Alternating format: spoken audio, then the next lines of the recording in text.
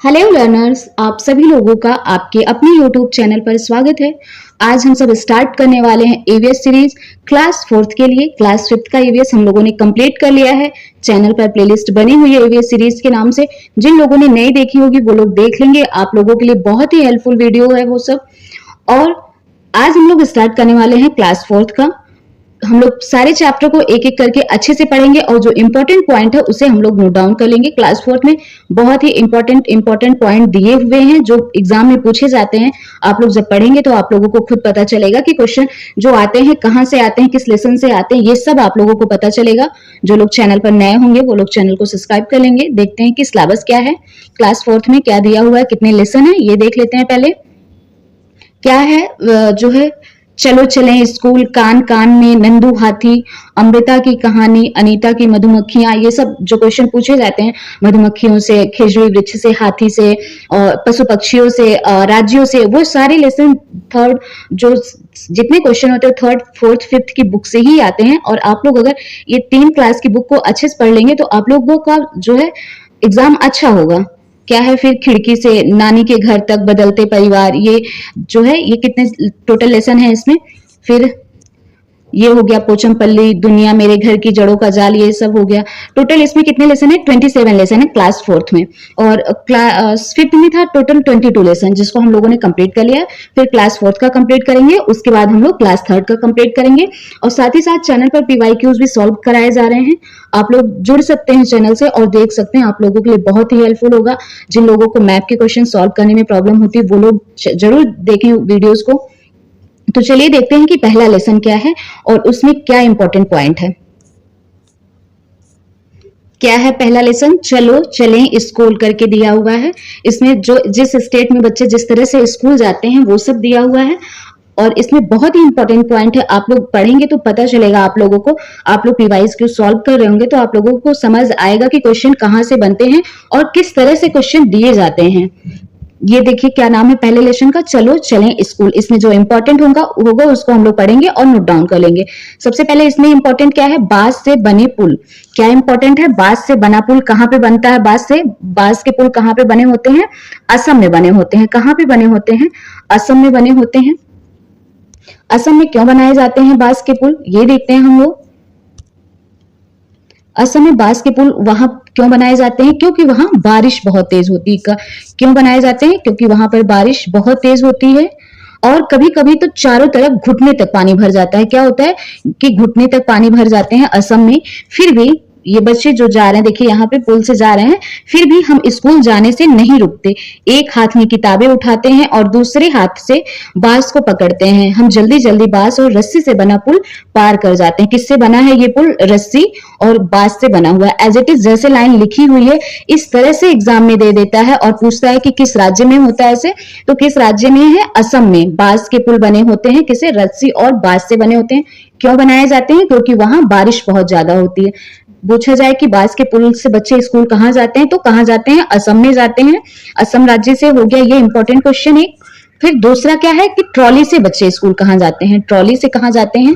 लेह लद्दाख में। कहाँ पे? लद्दाख में जाते हैं ट्रॉली से। ये देखिए ट्रॉली बनी हुई है। कहाँ पे जाते हैं? लद्दाख में जाते हैं बच्चे ट्रॉली से। ये इंपॉर्टेंट है। स्कूल पहुंचने के लिए हमें रोज नदी पार करनी होती है। क्या होता है? नदी पार करनी होती है, खूब चौड़ी और गहरी नदी। नदी के पार जाती हुई मजबूत लोहे की रस्सी होती है। ये देखिए यहाँ पे दिया हुआ है, मजबूत लोहे की रस्सी होती है। ये देखिए रस्सी गई हुई है। ये देखिए ये रस्सी गई है। यह दोनों तरफ से भारी पत्थरों या पेड़ों से कसकर बंधी रहती है। ट्रॉली क्या होती है, किससे बनी होती है? लकड़ी से बना एक झूला है। इस पुली की मदद से इस रस्सी पर सरकती है और हम 4-5 बच्चे एक साथ ट्रॉली में बैठ जाते हैं और पहुंच जाते हैं नदी के उस पार। यहाँ जो है ये ट्रॉली का इस्तेमाल क्यों किया जाता है? बच्चों को स्कूल जाने के लिए नदी पार करके। और जो है एक साथ कितने बच्चे बैठते हैं? लगभग 4 से 5 बच्चे। ट्रॉली क्या होती है? लकड़ी से बना एक झूला होता है जिसमें बच्चे जो है स्कूल जाते हैं। कहाँ पे? लद्दाख में। कहाँ पे? लद्दाख में। इंपॉर्टेंट है, नोट डाउन कर लीजिएगा आप लोग। ट्रॉली के इस्तेमाल से बच्चे स्कूल कहाँ जाते हैं? तो लद्दाख में जाते हैं। दूसरा इंपॉर्टेंट पॉइंट हो गया। फिर क्या है? सीमेंट का बना पुल। इससे यूज करके, इसका यूज से बच्चे कहाँ स्कूल जाते हैं? हमें भी कई जगह पानी पार करना पड़ता है। तब हम भी पुल से जाते हैं। ये सीमेंट, ईंट और लोहे के सरियों से बने होते हैं। देखो पुल पर चढ़ने उतरने के लिए सीढ़ियां भी बनी होती। अक्सर ये पुल मैदानी इलाकों में बनाए जाते हैं। कहाँ पर बनाए जाते हैं? मैदानी इलाकों में सीमेंट के पुल जो होते हैं। फिर अगला इंपॉर्टेंट पॉइंट क्या है? वल्लम। क्या है? वल्लम। वल्लम का इस्तेमाल कहाँ होता है ये देखते हैं। वल्लम का इस्तेमाल कहाँ होता है? केरल में होता है। कहाँ होता है? केरल में होता है। केरल के कुछ भाग में बच्चे पानी को पार करने के लिए वल्लम, वल्लम क्या होती है? पूछा जा सकता है कि वल्लम क्या होती है? लकड़ी की बनी एक छोटी नाव होती है। क्या होती है? लकड़ी की बनी एक छोटी नाव होती है, ये देखिए, और इस पर बैठ करके बच्चे स्कूल तक जाते हैं। वल्लम का यूज कहाँ होता है? तो केरल में होता है। वल्लम होती क्या है? लकड़ी की बनी एक छोटी नाव होती है। ये हो गया। फिर अगला पॉइंट क्या है? ऊंट गाड़ी। ऊंट गाड़ी का यूज कहां पर होता है? ऊंट गाड़ी का यूज होता है राजस्थान में। कहां होता है? राजस्थान में होता है। हम रेगिस्तान में रहते हैं। कहां? हम रेगिस्तान में रहते हैं। हमारे यहाँ दूर दूर तक रेत ही रेत नजर आती है। दिन में तो रेत खूब तपती है। हम ऊंट गाड़ी में बैठकर स्कूल पहुंचते हैं। कहा? किसमें पहुंचकर? बैठकर ऊंट गाड़ी में। अब रेगिस्तान में ऊंट ही क्यों बना? ऊंट की ही सवारी क्यों होती है? क्योंकि पता है कि रेगिस्तान, राजस्थान में बालू बहुत है, रेगिस्तान है, और वहां पर ऊंट के पैर जो होते हैं वो गद्दीदार होते हैं। ये तो हम सारे लोगों ने पढ़ा होगा। और इसलिए ऊंट जो होता है वो उसमें चल सकने में, उसको जो है इजिली वो चल सकता है, इसलिए ऊंट का इस्तेमाल किया जाता है वहां परिवहन के लिए। साथ ही साथ ऊंट जो है बिना पानी पिए कई दिनों तक रह सकता है, इसलिए ऊंट का इस्तेमाल राजस्थान में किया जाता है। तो ऊंट गाड़ी का इस्तेमाल कहां पर करते हैं? राजस्थान में करते हैं। फिर बैलगाड़ी का इस्तेमाल कहां करते हैं? बैलगाड़ी का इस्तेमाल करते हैं मैदानी इलाकों में। कहां करते हैं? मैदानी इलाकों में करते हैं। हम बैलगाड़ी पर बैठकर हरे भरे खेतों से धीरे धीरे निकलते हुए स्कूल पहुंचते हैं। तेज धूप या बारिश हो तो हम अपनी छतरियां खोल लेते हैं। ये है मैदानी इलाके में, जो है मैदानी इलाकों में बैलगाड़ी का यूज होता है। फिर क्या है? ये हो गए कि किस राज्य में बच्चे जो है, किस जगह बच्चे किस तरह से स्कूल जा रहे हैं, ये देखा हम लोगों ने। फिर साइकिल से बच्चे कहाँ जाते हैं? साइकिल की सवारी। हम लंबे रास्तों पर साइकिल चलाकर स्कूल जाते हैं। पहले तो स्कूल दूर होने के कारण कई लड़कियां स्कूल जा ही नहीं पाती थी, पर अब 7-8 लड़कियों की टोली मुश्किल रास्तों को भी पार कर जाती है। तो ये क्या है? साइकिल की सवारी का यूज होता है। बच्चे लंबी दूरी तय करने के लिए साइकिल से स्कूल जाते हैं। और लड़कियों को पहले जो है स्कूल नहीं जाने दिया जाता था, लेकिन अब लड़कियां साइकिल की सहायता से एक साथ 7-8 लड़कियां आराम से स्कूल जाती हैं। ये हो गया साइकिल की सवारी। फिर जंगल से जाते हुए बच्चे। जंगल से कहां पे बच्चे स्कूल जाते हैं? स्कूल पहुंचने के लिए हमें जंगल से निकलना पड़ता है। कहीं कहीं जंगल इतना घना होता है कि दिन में भी रात लगता है। ये देखिए बच्चे, आप लोगों को दिख रहे होंगे, स्कूल जा रहे हैं। रात जैसा जंगल इतना घना होता है कि दिन में भी रात जैसा लगता है। उस सन्नाटे में कई पक्षियों और जानवरों की आवाजें सुनाई देती हैं। जो है, तो पूछा जा सकता है कि जंगल में दिन में भी अंधेरा क्यों लगता है? क्योंकि जंगल बहुत घने होते हैं, इसलिए जंगल में दिन में भी रात लगता है। और सन्नाटे में पक्षियों और जानवरों की आवाजें सुनाई देती हैं, जिनके बीच से होकर के बच्चे स्कूल जाते हैं। बर्फ पर चलते बच्चे। बर्फ से कहा? उत्तर की पहाड़ियों, जैसे उत्तराखंड वगैरह में बर्फबारी होती है, हिमाचल प्रदेश में, इन सारी जगहों पर जो है जब बर्फबारी हो जाती तो भी बच्चे स्कूल जाते हैं बर्फ पर चलते बच्चे। इसमें क्या दिया हुआ है? देखो हम कैसे स्कूल पहुंचते हैं। मीलों फैली बर्फ पर चलकर हम हाथ पकड़ पकड़ कर बर्फ पर पैर जमाते हुए ध्यान से चलते हैं। ताजी बर्फ में पैर धंस जाते हैं, और अगर बर्फ जमी हुई हो तो फिसल भी सकते हैं। क्या है कि अगर बर्फ ताजी होगी तो पैर धंस जाता है, लेकिन अगर बर्फ जमी हुई हो तो उस पे पैर फिसल जाता है। इसलिए बर्फ पर चलना बहुत मुश्किल होता है। आराम से जो है पैर को आराम से चलना पड़ता है। तो बर्फ ताजी, पूछा जा सकता है बर्फ ताजी होती है तो क्या होता है? पैर धंस जाते हैं बर्फ में। और जब बर्फ जो है जमी होती है तो पैर फिसलने का डर रहता है। तो ये जो है बर्फ पर कहाँ बच्चे जाते हैं? उत्तर की पहाड़ियों पर बच्चे बर्फ से स्कूल जाते हैं, बर्फ पे चलकर। फिर उबड़ खाबड़ पथरीले रास्ते, ये कहाँ पे है? ये है उत्तराखंड में। कहाँ है? उत्तराखंड में उबड़ खाबड़ रास्ते। ये देखिए उत्तराखंड में बच्चे स्कूल जा रहे हैं पथरीले रास्तों से। हम पहाड़ी इलाकों में रहते हैं। कहाँ? पहाड़ी इलाकों में। यहाँ दूर दूर तक उबड़ खाबड़ पथरीले रास्ते हैं। मैदानों या शहरों में रहने वाले बच्चों को भले ही मुश्किल लगे, हम तो भागते हुए पहाड़ी रास्ते पार कर जाते हैं, क्योंकि इन लोगों की आदत हो गई है। अब कोई मैदानी इलाके से अगर इन रास्तों पर जाए तो वो नहीं चल पाएगा। क्योंकि उसे आदत नहीं है और इन लोगों की हैबिट हो गई है, इसलिए ये इन रास्तों पर आराम से चले जाते हैं। तो उत्तराखंड में उबड़ खाबड़ रास्ते होते हैं और जो है ऊपर हम लोगों ने क्या देखा, उत्तर पहाड़ी पर बर्फबारी थी, बर्फ पे चल के बच्चे स्कूल जा रहे थे। ये हो गया। और यहाँ देखिए एक पेडागोजिकल टर्म दिया हुआ है क्या, स्कूल पहुंचने के लिए बच्चों द्वारा प्रयोग किए जाने वाले विभिन्न साधनों पर चर्चा करें, संभावित खतरों को पहचानने व सुरक्षा पर पक्षों पर चर्चा करें, पर्यावरण को नुकसान न पहुंचाने वाले यातायात के साधनों पर भी चर्चा कर सकते हैं। अब जैसे बच्चे बर्फ पे चल के जा रहे हैं तो दिया था कि पैर धस सकते हैं, फिसल सकते हैं, तो ये सब तो खतरे ही है। घने जंगलों से बच्चे स्कूल जाते हैं, कोई जानवर जो है, जानवरों से उन लोगों को डर है, उबड़ खाबड़ रास्ते हैं तो भी बच्चों को डर है। तो ये सब है जो प्रॉब्लम है इन रास्तों में, वो दिया हुआ है। तो ये हो गया हम लोगों का पहला लेसन, इसमें जो इंपॉर्टेंट था वो हमने आप लोगों को बताया। अब हम लोग देखते हैं सेकंड लेसन। लेसन का क्या नाम है, कान कान में। क्या नाम है, कान कान में। इसमें दिया हुआ है, देता है सीटेट के एग्जाम में कि किन के कान दिखाई देते हैं, किन के कान नहीं दिखाई देते, किस जानवरों के शरीर पर बाल होते हैं, या अंडे देने वाले पक्षी या जानवर बच्चे देने वाले। तो इस तरह से जो क्वेश्चन आते हैं वो इस लेसन से बने होते हैं। जो लेसन है कान कान में, इसमें क्या इंपॉर्टेंट है ये देखते हैं हम लोग। इसमें दिया हुआ देखिए, मेरे कान किसके पास है। इसमें देखिए जानवरों के कान किस तरह से दिए हुए हैं।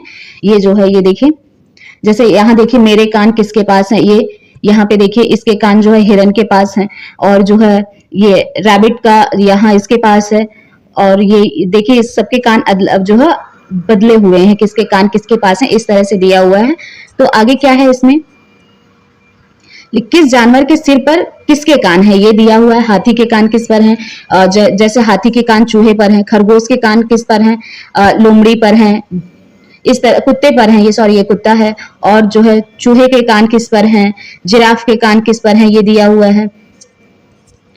फिर क्या दिया हुआ, जानवर जिनके कान बाहर दिखाई देते हैं और जानवर जिनके कान बाहर नहीं दिखाई देते हैं, ये पूछा हुआ है।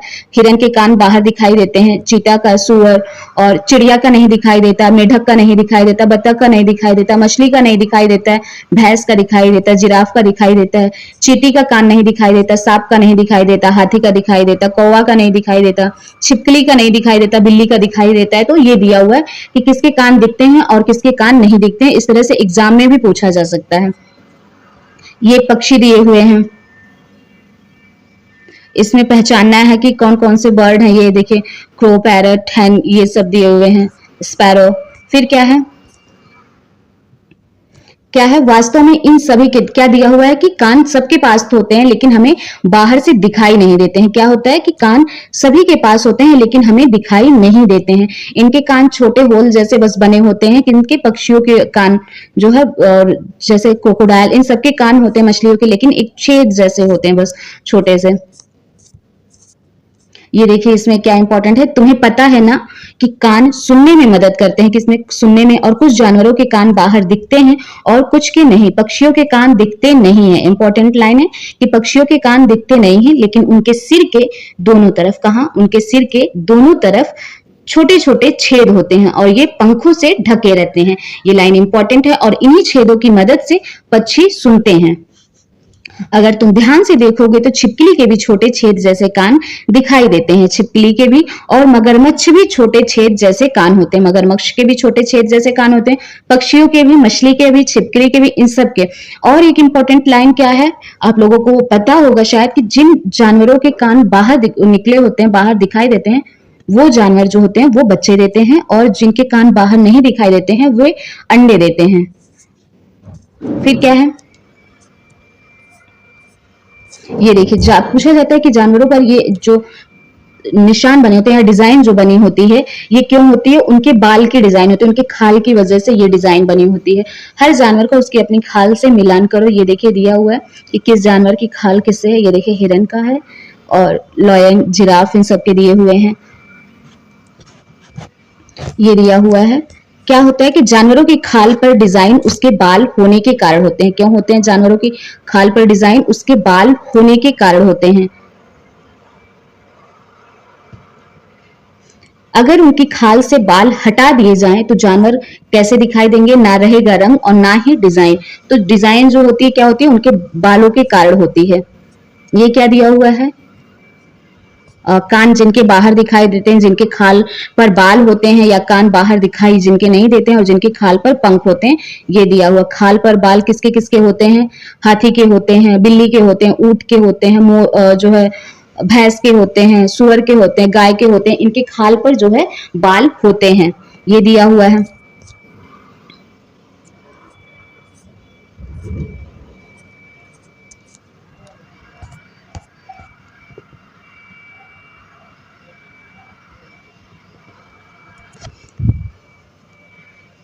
ये देखिए दिया हुआ कि तुमने भैंस और गाय को किस सूची में डाला। इनके कान बाहर से दिखाई देते हैं और इनकी खाल पर बाल भी होते हैं। ये होता है। दूर से देखने पर क्या इनकी खाल पर बाल दिखते हैं? अगर हो सके तो पास से देखो, क्या खाल पर बाल दिखाई देंगे? हाँ, दिखाई देंगे पास से देखने पर। और अगर क्या है कि हाथी मिल जाए तो क्या तुम्हें उसकी खाल पर हाथ फेरने की हिम्मत होगी? बिल्कुल नहीं।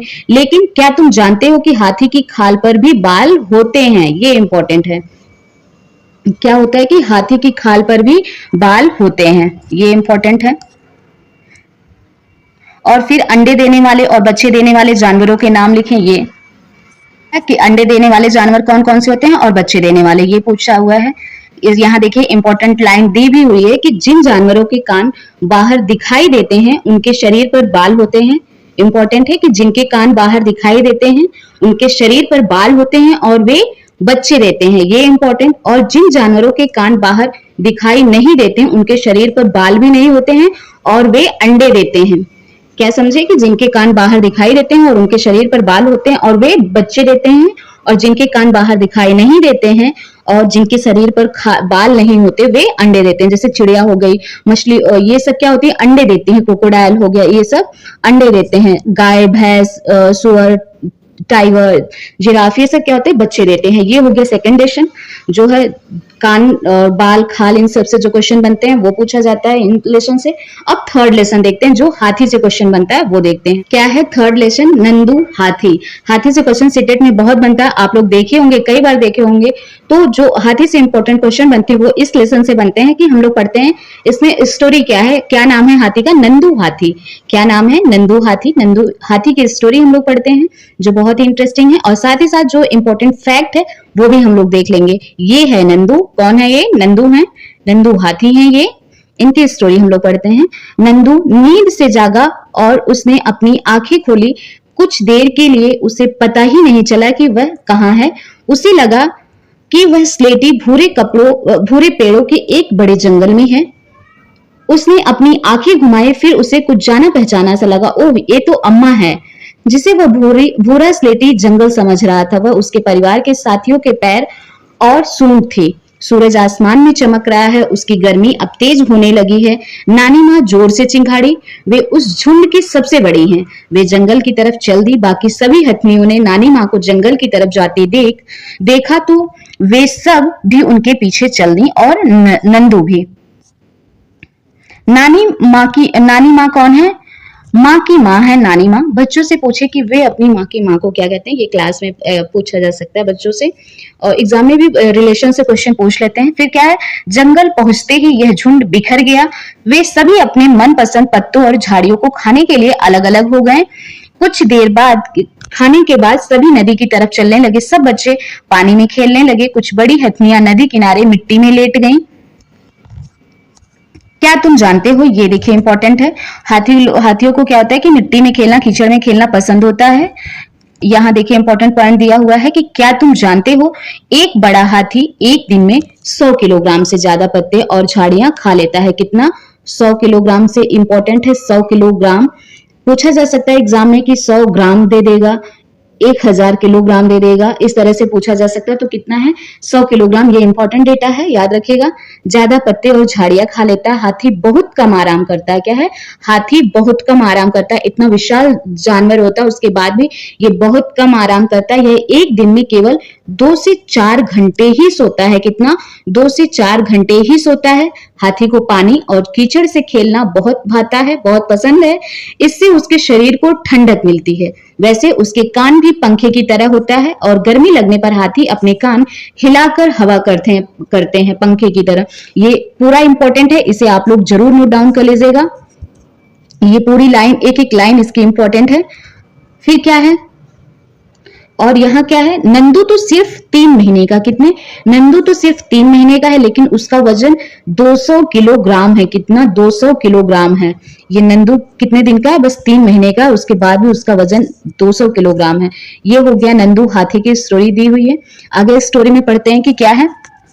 इस तरह से हाथी पानियों में देखिए खेलते हैं। फिर क्या, खेल खेल में नंदू ने अपने साथियों को एक दूसरे की पूंछ खींचते हुए देखा। उसने सोचा, मैं बहुत छोटा हूं, कहीं ये सब मेरे ऊपर गिर ना जाएं। वह उनके पास नहीं गया और धीरे से अपनी अम्मा के पास जाकर खड़ा हो गया। कौन, नंदू। अम्मा ने नंदू को पानी की तरफ धकेला, मानो उसे पानी में खेलने के लिए कह रही हो। नंदू धीरे से पानी की तरफ चल दिया। उसे तो पानी के साथ खेलना बहुत पसंद था। उसके दोस्त भी पानी में ही थे। पानी के पास पहुंचते ही पानी का एक फव्वारा नंदू के सिर पर गिरा। नंदू पूरा भीग गया। उसने देखा यह उसके दोस्तों की शरारत थी। वह मुस्कुराकर पानी में खेलने लगा। फिर क्या, सूरज डूबने से पहले ही झुंड फिर से जंगल की तरफ चल दिया। जंगल में पहुंचते नंदू बहुत थक गया था। क्या हुआ, जंगल में पहुंचते पहुंचते नंदू बहुत थक गया था। वह दूध पीते पीते अपनी अम्मा के पैरों के बीच में सो गया। फिर क्या, यहाँ देखिए फिर इंपॉर्टेंट है, तुमने पढ़ा कि नंदू हाथी अपने झुंड के साथ रहता है। नंदू हाथी अपनी झुंड के साथ रहता है। हाथियों के झुंड में केवल हथनियां और बच्चे ही रहते हैं। कौन, हथनियां और बच्चे ही रहते हैं। और झुंड की सबसे बुजुर्ग हथनी ही पूरे झुंड की नेता होती है। ये इंपॉर्टेंट है। एक झुंड में 10 से 12, कितनी, 10 से 12 हथनियां और बच्चे होते हैं। ये दे सकता है कि जो है हाथी से जो क्वेश्चन बनते हैं सीटेट एग्जाम में, देखिए एक एक लाइन करके 4 ऑप्शन जब देते हैं और उसके बाद नीचे दे दिया जाता है ए बी सही है, बी सी सही है, इस तरह से देता है। तो एक झुंड में दे देगा 15 हाथी होते हैं, 14-15 होते हैं, 8-9 होते हैं, तो गलत होंगे। कितने होते हैं एक झुंड में, 10 से 12 हथनियां और बच्चे होते हैं। इसमें नर हाथी जो है, बड़े हाथी नहीं होते, केवल जो छोटे बच्चे नर होते हैं, नर हाथी वो होते हैं और हथनियां होती हैं। और जो इसकी मुखिया कौन होती है, जो सबसे बुजुर्ग हथनी होती है। और हाथी 14 से 15 साल तक ही इस झुंड में रहते हैं। जो नर हाथी, जो बच्चे होते हैं, वो कितने साल तक इस झुंड में रहते हैं, 14 से 15 साल तक रहते हैं। और फिर उसके बाद वे झुंड को छोड़ देते हैं और अकेले रहते हैं। नंदू भी जब 14 से 15 साल का हो जाएगा तो वह अपना झुंड छोड़ देगा। अभी वो कितने महीने का है, केवल 3 महीने का है। हाथी क्या होते हैं, एक समूह में रहने वाले जीव हैं। फिर जानवरों की सभा, ये देखिए, यह पिटारी ही अब मेरा घर बन गया है। मैं तो जंगल के जानवरों से मिलना और खुली हवा लेना मानो भूल गया हूं। बस पिटारी है और यह सपेरा। ये सांप बोल रहा है। ये मत सोचो कि मैं, इस तरह से एग्जाम में ऐसे लाइन दे देता है पोयम की तरह, पहेली की तरह, और पूछ लेता है कि ये किस जीव की है, मतलब किस पशु या पक्षी की है। तो यह मत सोचो कि मैं सर्कस में बहुत खुश हूं, नाचो कूदो, आग के गोले से निकलो और भी न जाने क्या क्या ना करो तो भूखे रहो और पिटाई अलग से। ये किसकी स्टोरी है, ये भालू की स्टोरी है। किसकी है, भालू जो है अपनी स्टोरी बता रहा है। फिर ये घोड़ा है, तुमने मेरी दौड़ ही देखी है, मेरे पैरों के नीचे जब लोहे की नाल ठोकते हैं तो दर्द से जान निकल जाती है। ये घोड़ा बोल रहा है। फिर ये बंदर है, क्या बोल रहा है, नाचते नाचते हमारी तो कमर ही टूट गई, मन ना हो फिर भी नाचो, वह भी खाली पेट। बंदर बोल रहा है, म्याऊं म्याऊं म्याऊं, लोगों के लिए कुछ भी काम नहीं करते, फिर भी बच्चे मुझे बहुत प्यार करते हैं, दूध पिलाते हैं और सहलाते हैं, मैं अपनी मर्जी से सब जगह आती जाती हूँ। कौन बोल रहा है, ये बिल्ली मासी है। गुटुरगु जानते हो लोग मुझे बुला बुलाकर बड़े प्यार से दाना खिलाते हैं। कौन है ये, कबूतर है। तो इस तरह से लाइन दे देगा किस जानवर के, तो पूछा जा सकता है। ये हो गया। और इसमें एक इंपॉर्टेंट ये भी है कि हाथी परेशानी आने पर एक दूसरे की क्या, अपने साथियों की मदद करते हैं और अपने बच्चों की देखभाल और सुरक्षा के लिए एक दूसरे का साथ देते हैं। ये इंपॉर्टेंट है, ये भी ऑप्शन में दे सकता है। तो ये हो गया हाथी से इंपॉर्टेंट क्वेश्चन जो बनते हैं।